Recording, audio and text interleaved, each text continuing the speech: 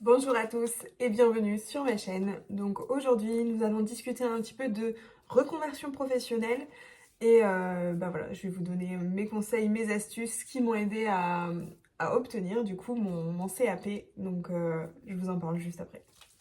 Alors avant toute chose, je risque de regarder un peu vers le bas parce que j'ai pris des notes pour être sûre de ne rien oublier et que la vidéo soit la plus complète possible.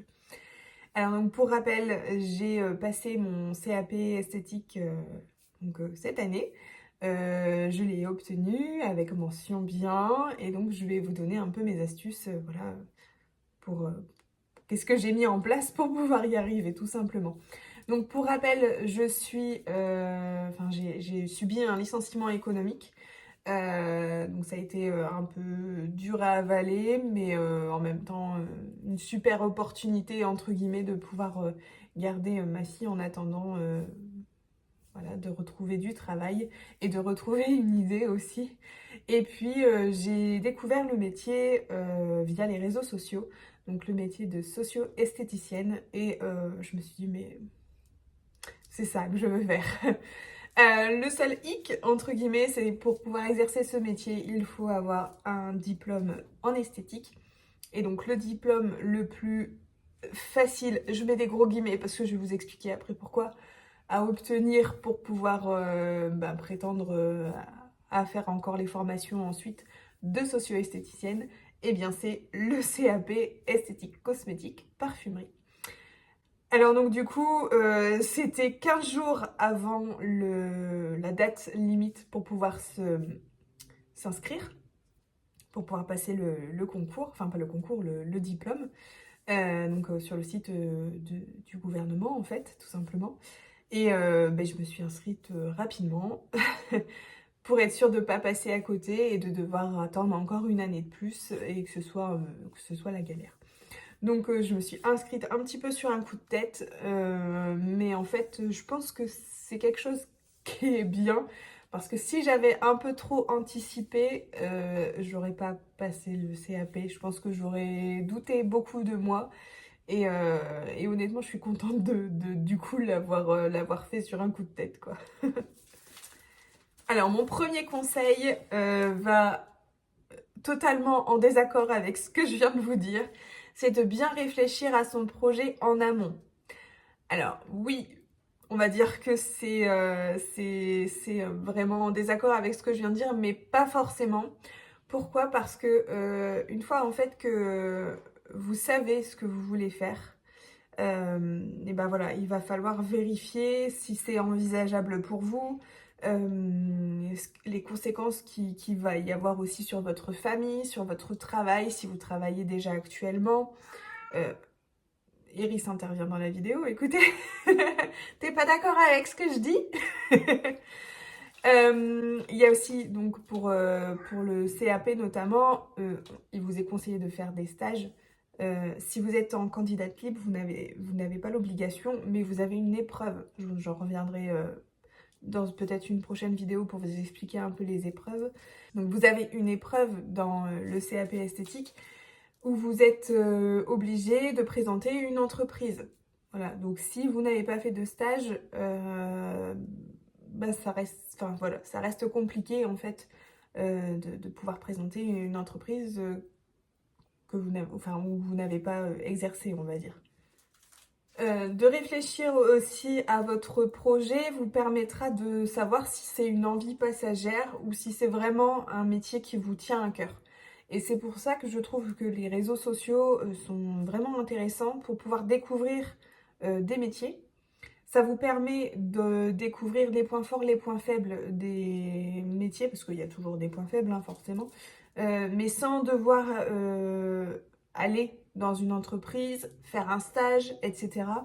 Et ça, c'est vrai que j'ai trouvé ça plutôt intéressant voilà, tout simplement, hein, j'ai été sur YouTube, sur TikTok, sur Instagram, et j'ai tapé socio-esthéticienne ou socio-esthétique, et je suis tombée sur plein de vidéos qui ont conforté mon choix. Je vous conseille vraiment de faire ces étapes-là pour être sûr et certain que vous avez un projet qui tient la route et qui vous fait vraiment envie. Mon deuxième conseil est de ne pas se comparer aux autres. Alors ça, c'est plus facile à dire qu'à faire. mais on a toutes un parcours différent. Surtout quand on est en reconversion professionnelle, voilà. Donc, par exemple, j'ai fait un stage avec l'école à laquelle j'étais rattachée. Pendant ce stage donc de 2 jours, on a pu échanger avec d'autres élèves. Certaines venaient de comptabilité, une autre était professeure des écoles. Enfin voilà, on avait vraiment tout un parcours différent, mais un objectif commun, c'était d'avoir le CAP. Et également, nous n'avions pas la même vie. Il y avait des jeunes aussi qui, eux, n'avaient pas d'enfants, mais qui avaient un boulot à côté. Il y en avait qui avaient des boulots à côté avec des enfants. Enfin bref, vous voyez, il ne faut pas se comparer aux autres parce que forcément, les situations de chacune sont différentes. Le tout, c'est de se connaître, voilà, connaître ses limites, connaître ses contraintes et pouvoir les anticiper pour pouvoir ensuite, ben voilà, que ça roule sur des roulettes, que ça roule sur des roulettes, que ça roule. Mon troisième conseil, c'était d'organiser et de planifier les matières que je voulais réviser et aussi les jours et les horaires même où je voulais réviser. Pourquoi? Donc j'avais ma petite fille qui à l'époque avait 2 ans, donc n'était pas encore à l'école, qui était à la maison. Son papa ne travaillant pas certaines après-midi, je savais que les après-midi, il fallait que voilà, je bosse et je bosse. Donc ce que je faisais, c'était je préparais le lundi ma semaine. Je me disais aujourd'hui tu vas voir la biologie, le lendemain la cosméto, etc. Enfin voilà, je me faisais vraiment un planning pour pouvoir, pouvoir avancer quoi. Et donc vraiment je faisais comme si c'était mon travail, l'après-midi, c'était sûr, il fallait que je travaille. Bien évidemment, des fois, je m'accordais des pauses parce que voilà, c'est quand même un gros morceau à apprendre. Il y a quand même beaucoup de choses. Donc, pour éviter le surmenage, la surcharge mentale, etc., je m'accordais des pauses où voilà, je prenais une tisane, je faisais carrément autre chose. J'allais m'oxygéner un peu en allant dehors, voilà, des petites pauses de 10 minutes par-ci par-là et ça me permettait de rester quand même assez focus. Et en plus de ça, notamment quand on est maman, donc là je vous parle dans une après-midi, mais voilà, moi je ne travaillais pas le mercredi, le samedi et le dimanche, sauf vraiment quand c'était la période, voilà, là ça commençait à être un petit peu juste et que je voyais que les jours défilaient. Là, je m'accordais 1 heure par jour le samedi et le dimanche. Le mercredi, par contre, je ne travaillais pas du tout. Je restais, c'était la journée des enfants, on va dire. Donc oui, c'est un rythme à prendre. C'est très intense. Je vais pas vous le cacher. Cette année-là, je l'ai pas du tout vu, honnêtement. Quand on est arrivé au mois de juillet où c'était les grandes vacances, je me suis dit mais ouais, en fait, j'étais bien occupée quoi. Donc forcément, j'ai rien vu passer. Mon quatrième conseil, c'est de s'entourer et de demander du soutien. Ça rejoint un petit peu le point précédent. Comme je vous avais dit, mon mari pouvait garder ma fille du coup les après-midi quand il ne travaillait pas. Et ça vraiment, c'était super. Si vous avez des enfants qui, comme moi, n'allaient pas à l'école au moment où je prenais les cours en route, je vous conseille vraiment de trouver une solution de garde, que ce soit le papa s'il peut, la mamie, une nounou ou quelque chose pour vraiment vous focaliser vraiment que sur le cours parce que c'est vrai que si on a un petit à côté qui joue ou qui fait du bruit ou quoi, on ne peut pas être à 100% en fait sur le cours. Donc vraiment, c'est bête à dire, mais c'était vraiment indispensable d'être vraiment au calme le plus possible. J'ai trouvé ça intéressant de se mettre aussi sur des groupes Facebook qui parlent du coup du CAP esthétique, notamment pour les candidates libres. J'ai trouvé ça vraiment intéressant parce que beaucoup d'entre les filles, c'était souvent des filles, hein, qui étaient sur le groupe posaient des questions vraiment très pertinentes et ça permettait à d'autres de pouvoir répondre et vraiment ça m'a quand même aidé quoi. C'est un peu comme à l'école. Comment dire? C'est un peu comme à l'école. Quand vous êtes dans une école, dans une classe avec plusieurs personnes, il y a toujours un ou deux élèves qui posent une question que vous n'aurez pas, enfin voilà, vous n'auriez pas du tout pensé. Et donc c'est bien parce que ça vous permet aussi de dire ah bah oui tiens ça j'avais pas du tout pensé qu'il fallait faire comme ça donc bah, je le garde dans un coin de la tête et voilà. Donc c'était un peu ça étant donné que j'étais en candidate libre. C'était compliqué du coup d'avoir d'autres questions entre guillemets qui auraient pu être pertinentes et du coup ça m'a vraiment beaucoup aidé.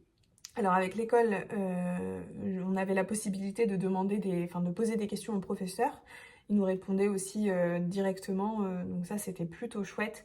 Mais j'avoue que si vous n'avez pas cette possibilité-là, n'hésitez pas à aller sur les groupes. Cinquième point, il faut accepter que ce soit difficile, mais que c'est faisable. Alors pourquoi? Parce que honnêtement, vous allez avoir des doutes. Et c'est normal, en fait. Vous allez des fois vous sentir submergé, des fois vous allez ne pas comprendre les cours, notamment, pour ma part, c'était les cours de cosmétologie, c'était, pour moi, un casse-tête pas possible, parce qu'il y a beaucoup de choses à apprendre, vraiment, mais c'est faisable. C'est vraiment faisable. Donc il ne faut pas se décourager. Ça fait partie du processus en fait de réussite, d'avoir des doutes. Il faut garder en tête que l'objectif final c'est de changer de vie. Et donc c'est quand même important. Donc se dire, enfin voilà, prenons mon cas, si je m'étais écoutée et voilà, si j'avais pas été entourée comme je l'ai été aussi de personnes qui m'ont vraiment encouragée et reboostée, ben, c'est sûr que ben, je ne serais pas assis là devant vous en train de vous parler de comment j'ai obtenu mon CAP avec mention parce que je pense que j'aurais abandonné en fait. Et je pense que ça, c'est quelque chose que je ne voulais pas, même si je n'avais pas été prête au dernier moment, donc à savoir à passer les examens. Je pense vraiment que j'aurais été en fait. Pourquoi? Parce que au pire, je l'ai pas. Bon, on va dire ça me fait une expérience, je sais comment ça se goupille, on va dire, comment les épreuves se mettent en place, etc. Et sur un malentendu, je peux l'avoir aussi. Et donc, voilà, si j'ai vraiment un conseil à vous donner, un truc à retenir, c'est même si vous ne vous sentez pas prête, allez-y. Parce que vous ne connaissez pas à l'avance les sujets sur lesquels vous tombez. Et c'est peut-être quelque chose que vous allez... enfin voilà, un truc que vous avez adoré apprendre et que vous vous sentez à l'aise dessus. Donc franchement, n'hésitez pas en fait. Et prenez confiance en vous. Vraiment. Tout est possible. Si vous vous donnez les moyens, c'est possible. Le sixième point, c'est de prendre confiance en soi. Donc ça va un petit peu de pair avec le cinquième. Mais là, plus au niveau de la pratique. Pourquoi? Parce que je vous ai expliqué dans une de mes précédentes vidéos que la pratique compte pour 70% de la note finale. Donc c'est quand même un gros morceau. Donc ce qu'il faut, c'est pratiquer. Dès le départ, si vous pouvez pratiquer, franchement faites-le. Je vous ferai, je pense, une vidéo plus tard, un peu plus tard, sur voilà, ce qu'il faut acheter selon moi et pour pouvoir pratiquer au mieux. Donc, comment j'ai fait moi pour avoir voilà, des modèles qui se portent volontaires? Eh bien, tout simplement, j'ai fait appel à mes réseaux sociaux, hein, sur mon groupe WhatsApp, pardon, sur WhatsApp, j'ai mis sur mon statut, voilà, que je cherchais des modèles pour tel et tel type de choses, et puis j'ai eu des volontaires, voilà. J'ai expliqué vraiment que c'était important pour moi, pour mon projet professionnel, et honnêtement, vous pensez vraiment que vos amis n'aiment pas se faire chouchouter? Donc vraiment, voilà, si vous le pouvez, faites un maximum d'épilation, de soins des mains, de soins visage, etc. C'est vraiment super important parce que en fait, c'est la base du métier, quoi, c'est la pratique. Si vous ne trouvez pas, parce que c'est possible aussi, hein, si vous ne trouvez pas, je sais que dans justement les groupes Facebook, certaines envoyaient des petits messages à droite à gauche. Tiens, je fais partie, je sais pas, du département 59. Est-ce qu'il y en a parmi vous qui y sont? Et est-ce que vous voulez pratiquer avec moi, quoi?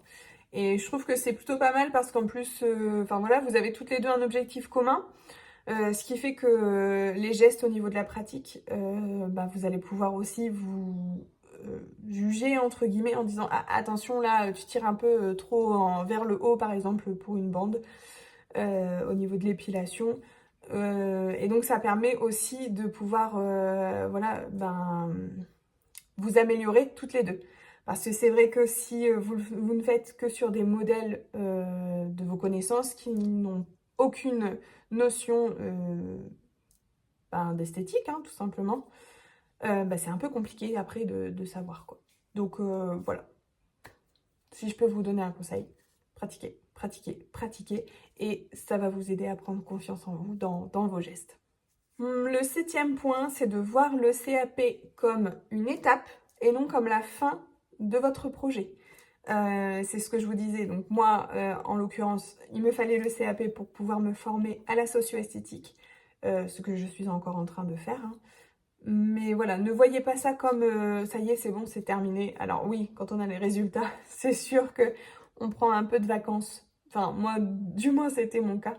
J'ai voulu prendre un peu de vacances, un peu de recul pour voilà, arrêter un petit peu. Mais vraiment, il faut vous dire que il y a encore plein de choses. C'est-à-dire que le CAP va vous donner les bases, seulement les bases. Et après, si vous voulez vous spécialiser dans certaines choses, là, il faut vous former, quoi. Donc, renseignez-vous aussi sur les formations qui sont possibles d'être effectuées après votre CAP, ce qui vous donne envie, tout simplement. Je sais qu'il y a, enfin voilà, des filles qui ont passé le CAP avec moi, qui étaient intéressées par voilà, le spa, donc tout ce qui est massage corps, etc. D'autres qui sont parties plutôt sur l'onglerie, donc voilà, vous avez vraiment le champ des possibles. Tout est possible, tout est réalisable, ça vous donne juste les bases, ça vous permet de voir ce que vous aimez et de pouvoir du coup exercer après. Voilà, cette vidéo est terminée, donc vous avez vu mes conseils pour une reconversion professionnelle réussie. Donc moi j'ai parlé du CAP esthétique, mais bien entendu ça marche avec tout autre diplôme, toute autre chose. C'est vraiment, je pense, les points clés à retenir. J'espère en tout cas que cette vidéo vous a plu et vous aura aidé. Alors je pense que la prochaine vidéo, ou une des prochaines en tout cas, ce sera sur le CAP esthétique en lui-même, et notamment sur voilà, quand on est candidat libre. Comment ça se passe? Quelles sont les astuces à mettre en place? Quelles sont les choses à acheter? Est-ce qu'il y a des bons plans, etc. pour ne pas trop dépenser? Parce que c'est vrai que quand on est candidat libre, c'est de notre poche qu'il faut financer. Donc ça reste un budget. Donc je vous expliquerai tout ça dans une prochaine vidéo. En attendant, j'espère que vraiment que cette vidéo-là vous aura vraiment aidé. Écoutez, si c'est le cas, n'hésitez pas. Si vous avez des questions ou quoi, n'hésitez pas à me mettre en commentaire. J'y répondrai volontiers. Je suis assez rapide à répondre. Donc voilà, franchement, n'hésitez pas. Et écoutez, je vous souhaite de réussir. Allez, à bientôt.